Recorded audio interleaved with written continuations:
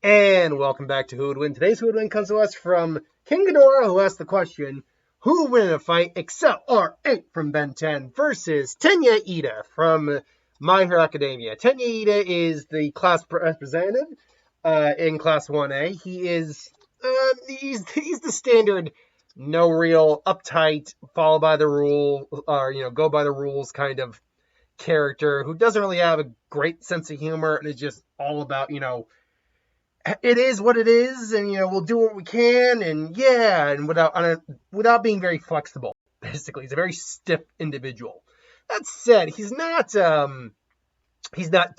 inhuman or anything. He's still someone who very much cares for his teammates, his family, his friends, all that. So really, he's still could be used as like a model protagonist if he were the protagonist. He is a important side character who gets a lot of airplay. I guess we'll put it that way. Screen time. But he's not obviously the main protagonist. That said, however, he's still quite a capable individual in combat. He's very intelligent, very tactful. You can tell he's in shape, so he can hit hard when he needs to, particularly when particularly when using his engines. Speaking of which, his quirk engine is basically where this verse is kind of coming from, as it allows him to greatly enhance his speed. Now, the engines do run the risk of overheating, and they still do run that risk no matter how powerful they get, because all quirks are physical abilities that have limitations. But that being said, even at a casual run doing the 50-meter, he was able to clear it in 3.04 seconds, which translated out to 36 miles and 36.79 miles or something like that. So that was a casual speed at the beginning of the series.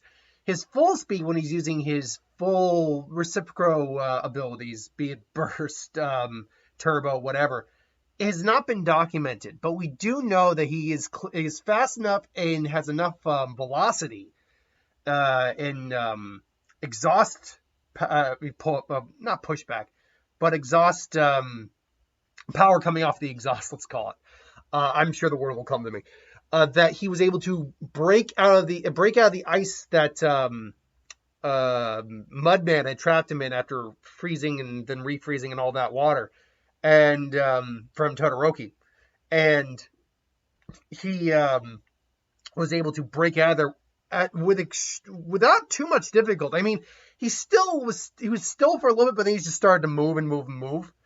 This would probably be comparable to something like a high-performance sports vehicle, or a race, or a high-performance race car, due to the fact that I can imagine something that has the acceleration and velocity of something hitting 200 plus miles an hour, taking its time, but eventually, getting out of the ice. It's very clear that his top speeds, especially now in the series, can easily reach over 100, probably 200 miles an hour. No doubt about it. He does admit, though, that he loses control, in terms of being able to turn all that when he is going that fast, because he is only human. My guess is he probably isn't anywhere faster than maybe 300. But, again, we have very little evidence to suggest that he is slower than maybe 200. We have very little evidence to suggest he's maybe above 300. It's just we don't see enough in terms of what he's actually doing in the series to kind of give us a gauge of scale. So, or measurement. I don't know. Personally, that's my take on where he kind of lies. Anyway, Accelerate is what it was one of Ben's OG alien forms. He is a a Clincellarian from the planet Connect, which is basically a play on the words kinetic and excel, or acceleration. Hence, accelerate is spelled XLR8, but it's pronounced accelerate. As such, their species is extremely fast, capable of running up the speeds of 500 miles an hour. He does this by hovering on orbs, even without on his feet. Even without the orbs, they're still extremely quick and capable. They're highly dexterous, capable of thinking, acting, and reacting at very superhuman speeds, with sharp reflexes allowing them to dodge with little or no effort. fast enough to run up walls and run on water, creating tornadoes by generating centrifugal vacuums powerful enough to lift a tokastar, which is which is way big species, that's impressive, seeing as way big species is huge. So capable of lifting one of them up. We've also seen Ben capable, or at least Ben using this, capable of dodging actual lightning, or at least lightning, man-made generated lightning. These species is very fast, capable of kicking and stabbing with their claws, and the strength of its attacks get enhanced when applied, when more speed's obviously applied. They have claws on the hands that act like scissors. They have enhanced strength, which can carry multiple people, including Gwen, to safety without slowing down at age 10. However, specifically, XLR8 is weaker than other species. They're stronger than the average person, but they're not like super strong. That's not where their strength lies, obviously. XLR8 is also completely frictionless, can recover from injuries faster than our species, most likely have an enhanced healing factor given their metabolism. The tail is prehensile. He's capable of clinging to surfaces either due to his claws, agility, or a combination of two.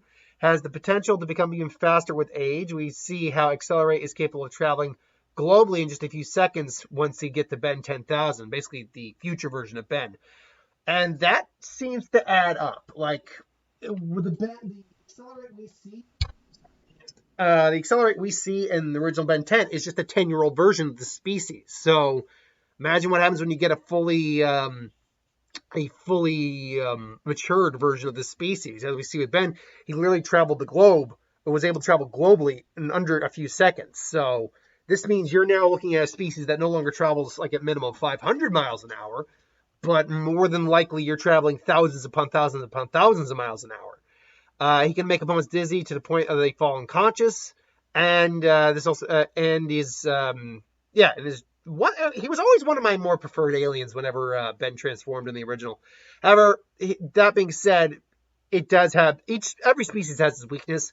XLR8's biggest weakness is magnets and charged pulses that can completely throw off his course, cause him to lose his footing and spin out of control, which implies that there's a level of magnetism and metallic nature to him as well. XLR8's speed does not work on all surfaces. Running on ice can slow him down, whereas running on mud leaves him stuck in place. He can also be held in place with his tail, either stepped on or held down. Opponents with good reflexes and reaction time can counter XLR8's speed and land blows, such as species who just have good reflexes. So, for me, this kind of, if it's a race, XLR8's going to win. If it's an actual fight where these two are actually meeting the blows, Iida's probably going to be the aggressor, thinking he's a villain or something like that. Because let's be honest, any Ben 10 alien would probably just look like someone who has a mutation quirk in My Hero Academia. With the exception of a few, like the more animalistic ones, like Wild Mutt, that would most likely just look like a weird animal, or an animal with a quirk, honestly, because animals we know actually get quirks too. But regardless, so Iida would probably be the aggressor. Stop there, villain! And it's like, wait, what? No, wait, I'm not a villain. Ah! So you think you can't save me? I am Ingenium. Ingenium catches all evildoers. Just tries to run after Ben, and right out the gate, he can't catch Ben. Ben is too fast. So Ben's like, okay, look, God, this guy's getting annoying. So maybe he disappears for a while. He's like, I found you again. Oh, this guy's not going to leave me alone. Fine, let's do this.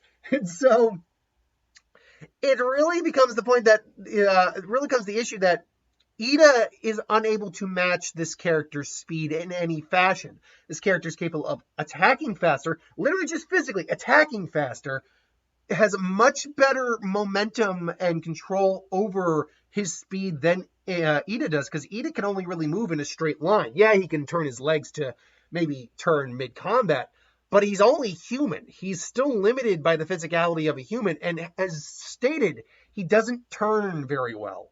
Especially, and even though he's gotten stronger and more capable, that doesn't really change that very much. Whereas XLR8 can move at maximum speed and has full control over that speed with no problem. To the point where he could literally turn around in a circle around Iida and just throw him into the air with a tornado. He can outthink Iida in terms of just how quickly he can think. He can outpace Iida. He can do all this, and he's naturally stronger than Iida too. This is I feel like Iida would give it his all and maybe even get a lucky hit in because he does have the speed and reflexes to at least maybe catch him off guard. But I feel like XLR8 just completely one-ups him in just about any and all ways. So, that's unfortunate. But hey, look, what are you gonna do?